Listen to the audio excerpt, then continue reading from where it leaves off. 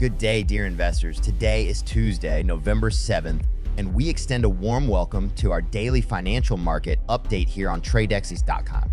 Yesterday marked the sixth consecutive day of gains, signifying a robust positive trend gaining momentum. It's almost as if the American market, represented by the Dow Jones, is striving to make a comeback with a 0.10 increase. The SP 500 also closed up by 0.18 NE, and even the Nasdaq saw a significant rise of 0.37. However, this morning the futures seem to be in slightly negative territory, with all three major indices losing approximately a quarter of a point. During the night in Asia, we witnessed some profit taking.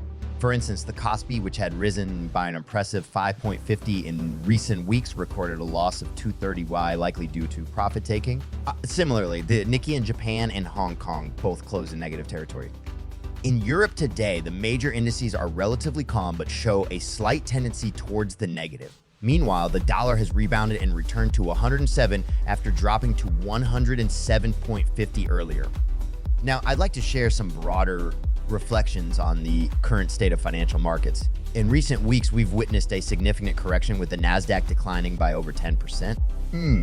The Dow Jones, although intraday, seemed to be entering a correction phase. However, last week, the words of Federal Reserve Chairman Jerome Powell brought a glimmer of optimism to the markets. The pause in interest rate hikes seems imminent, which has boosted investor morale. Furthermore, the weakness in economic data related to the labor market has fueled optimism, as the possibility of reducing inflation is on the horizon. Nevertheless, I'd like to highlight some economic data that should give us pause for thought. These are not predictions, but they provide food for thought. For instance, the data on private sector employment is concerning, with only 10,000 new jobs created and a downward trend lasting for 12 months. Permanent job losses have increased to 1.65 million, which is a higher average compared to the last 24 months. Historically, such a situation has preceded significant recessions as seen in 2007, and 2020.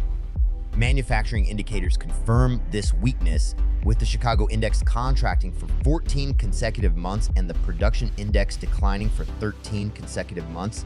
Similarly, the Philadelphia index and the Empire State Index have been registering declines for nearly a year.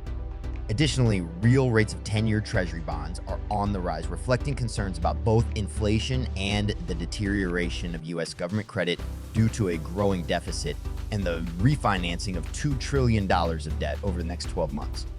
Lastly, the core GDP, which accounts for inflation, has been negative for 2 consecutive quarters, historically signaling a recession in 80 out of 80 cases.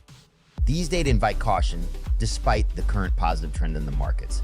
The Federal Reserve will need to tread carefully to control inflation without triggering a severe recession. So I encourage you to be prepared to react responsibly to the evolving market conditions.